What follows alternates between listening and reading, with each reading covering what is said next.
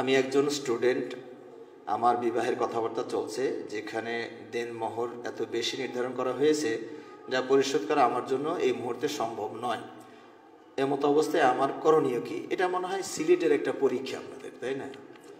হ্যাঁ, কয়েকদিন আগে এটা বিয়ে পড়েছে 10 লাখ, বললাম এত মরণা করে, এটা তো কমই আছে। তা আমার দুঃখ আর করার জায়গা থাকলো না আর কি। তো যদি আপনি যার সাথে বিবাহ দিচ্ছেন তারও সামর্থ্যটা খেয়াল করতে হয়। হ্যাঁ, আপনি এখন দিতে পারছেন না, যদি মনে করেন যে আমি সময় নিয়ে দিতে পারবো, তবু কি আছে, জায়েজ আছে। আমাদের সমাজে একটা কথা প্রচলিত আছে, মহারণা বাকি রেখে যদি বিবির কাছে যায় তাহলে সেটা ওই নিষিদ্ধ পল্লীতে যাওয়া আর এই বিবির কাছে যাওয়া সমানই হয়ে গেল। এটা ভুল কথা। মহারণা কিছু হলেও পুরোটা যদি পরিশোধ করে বিবির কাছে যেতে পারেন সেটা আলহামদুলিল্লাহ। যদি তা না পারেন কিছু হলেও দিয়ে যান, একটা নাকফুল হলেও, কথার কথা, একটা নাকফুল, একটা ছোট্ট একটা কিছু দিয়ে যান।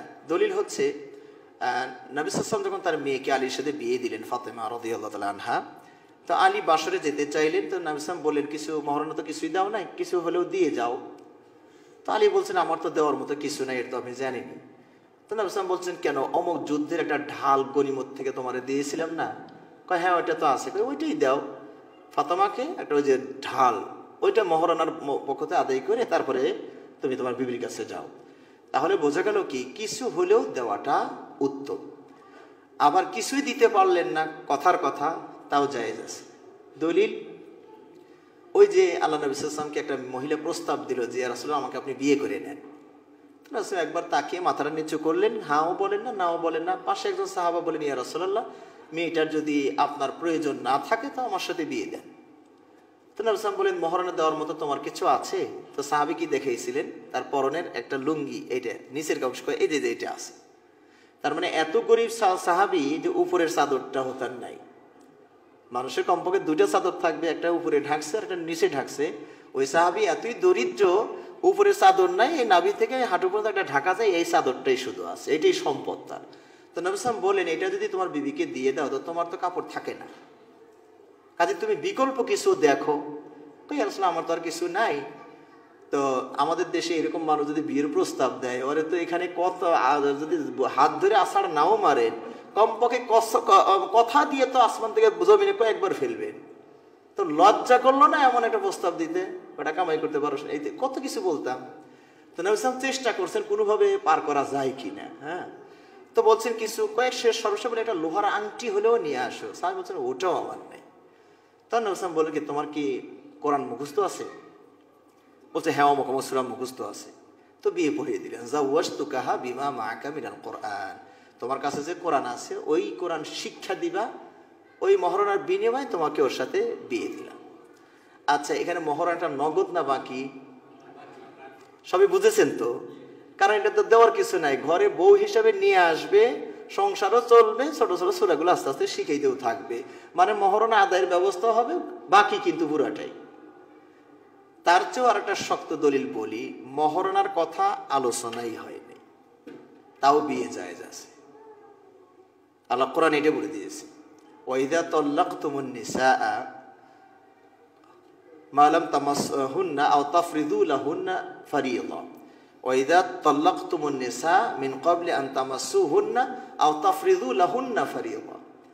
বিয়ে করেছেন, এখনো বাসরে যাননি, টাচ করেননি, মহারণাও নির্ধারণ করেননি, করেন আল্লাহ বলছে। হ্যাঁ, মহারণাও নির্ধারণ করনি, এরপর আবার তালাকও হয়ে গেছে, তাহলে অর্ধেক মহারণা তাকে দিতে হবে, যেহেতু বাসরও হয়নি, মহারণা নির্ধারণও হয়নি।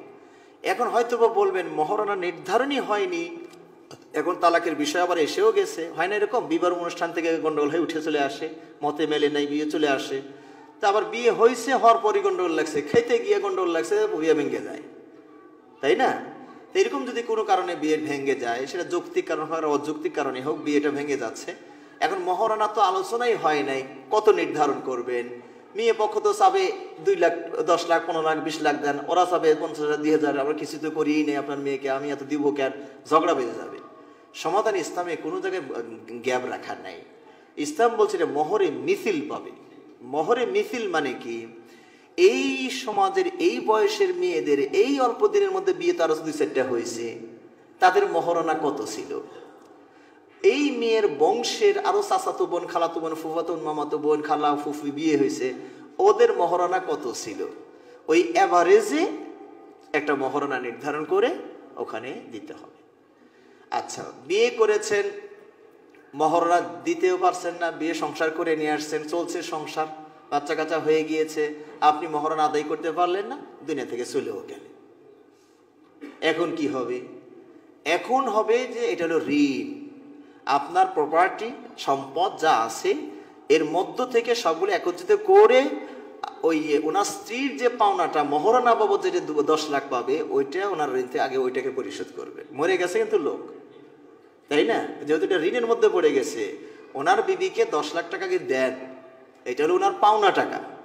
এরপরে যা থাকলো তার আবার বাচ্চা কাচ্চা না থাকলে 1/4, আর বাচ্চা কাচ্চা থাকলে 1/8। তাহলে ইসলামের গ্যাপ থাকলো কোথায় বলে তো দেখি?